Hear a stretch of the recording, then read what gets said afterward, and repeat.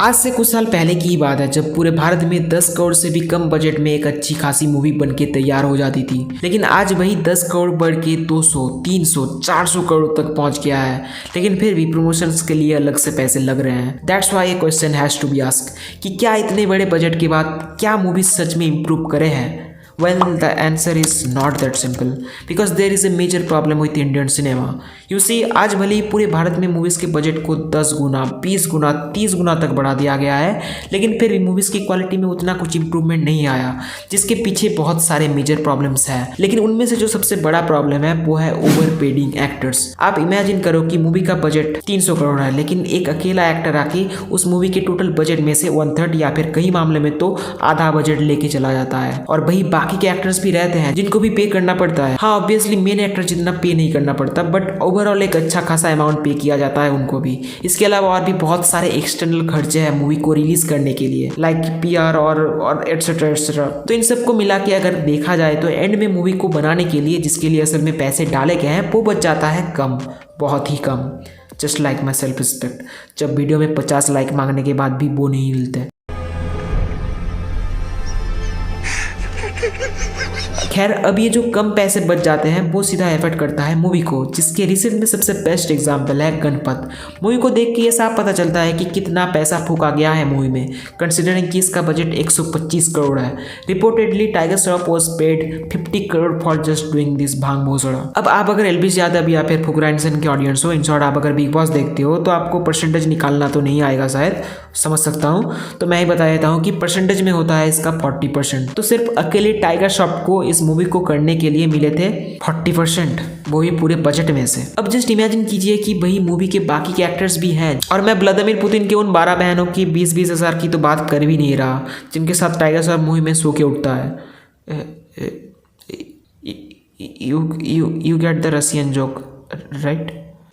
तो in short मैं यही कह रहा हूँ कि द प्रॉब्लम इज कि मूवी के बजट के हिसाब से एक्टर्स को हद से ज्यादा पे किया जा रहा है, जो सीधा इफेक्ट कर रहा है मूवी को। अब प्रॉब्लम मैं बताया हूँ तो इसका सोल्यूशन कौन बताएगा? मैं हूँ ना, वालों को जिंदा पकड़ना है। देखो, एक बहुत अच्छी बात बताता हूँ, लाइफ में बहुत काम आएगा। प्रॉब्लम सबको अपने लंड के जैसा ही लगता है, बड़ा, लेकिन असल में है वो छोटा, अगर अच्छे से देखो तो। ठीक वैसे ही ये प्रॉब्लम भी बहुत छोटा है और इसका सोल्यूशन और भी आसान, जो है अगर एक्टर्स मूवी के बजट में से अपना हिस्सा लेने की जगह मूवी के प्रॉफिट में से अपना हिस्सा लेने लगे तो। अब मैं यहाँ ये नहीं बोल रहा कि उनको फीस एकदम ही ना दिया जाए, हाँ दो, बट अब जितना इतना ज्यादा नहीं, मोस्टली उनको उनका हिस्सा मूवी के प्रॉफिट में से दिया जा सकता है, जिससे आप अगर देखो तो मूवी भी अच्छी बनने लग जाएंगी। मतलब आप इस तरह सोचो कि एक्टर्स के सामने अगर ये डील रखा जाए कि फीस तो आपको मिलेगा, लेकिन वो आपको मूवी के प्रॉफिट में से दिया जाएगा, मूवी के बजट में से नहीं। अब इससे कोई भी एक्टर, फिर चाहे वो बड़ा हो या फिर छोटा, वो सिर्फ अच्छी स्टोरी वाले मूवीज ही सिलेक्ट करने लग जाएंगे। मतलब अगर लॉजिकली सोचो तो मूवीज अच्छी नहीं होगी तो मूवीज प्रॉफिट नहीं करेगी, और अगर प्रॉफिट नहीं करेगी तो एक्टर्स को ज्यादा पैसा नहीं मिलेगा, तो फिर अल्टीमेटली मूवीज को अच्छा, बहुत अच्छा होना पड़ेगा। और अगर सारी मूवीज अच्छी बनने लग जाएंगी इंडिया में, तो फिर हर साल इंडिया से 10 RRR निकलना कोई बड़ी बात नहीं होगी। तो एज यू कैन सी कि ये सब एक साथ कनेक्टेड है, जरूरत है तो सिर्फ एक छोटे से चेंज की। खैर, दूसरा प्रॉब्लम, मूवी मेकर्स को ये समझना पड़ेगा कि शूटिंग लोकेशन सिर्फ फॉरेन कंट्रीज में ही लेना है, ऐसा जरूरी नहीं। हाँ, स्टोरी अगर डिमांड कर रही है तो फिर वो अलग बात है, लेकिन अगर नहीं भी कर रही है, लेकिन फिर भी अगर मूवी के शूटिंग को फॉरेन कंट्रीज में ही किया जा रहा है, तो फिर वो बहुत बजट अनफ्रेंडली हो जाता है, जो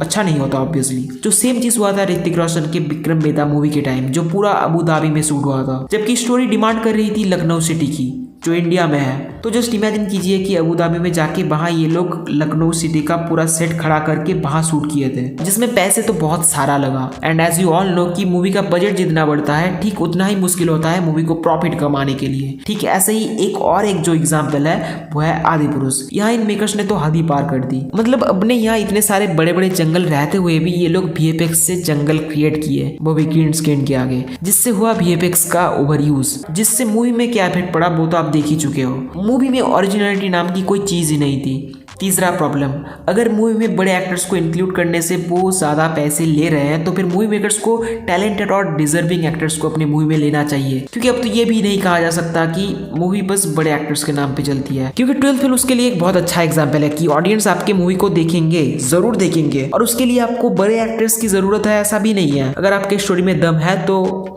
सब देखेंगे। ये सब मुझे लगता है जो अगर किया जाए इंडियन मूवीज़ के साथ तो फिर बहुत बड़ा प्रॉब्लम सॉल्व हो सकता है। खैर आपको क्या लगता है इसके बारे में, let me know in the comment section. मुझे सच में जानना है कि आपके ओपिनियंस क्या है इस बारे में। इसके अलावा आपको अगर ये जानना है कि कैसे बॉलीवुड सिर्फ एक साल में 3,725 करोड़ से भी ज़्यादा का पैसा कमाया है, तो फिर वो जानने के लिए आप ऊपर वाला वीडियो चेकआउट कर सकते हो। और अगर आपको डिटेल देखने हैं मूवी से, ट्रेलर से, तो फिर आप नीचे वाला प्लेलिस्ट चेकआउट कर सकते हो। बाकी मिलते हैं नेक्स्ट वीडियो में, तब तक के लिए बाय।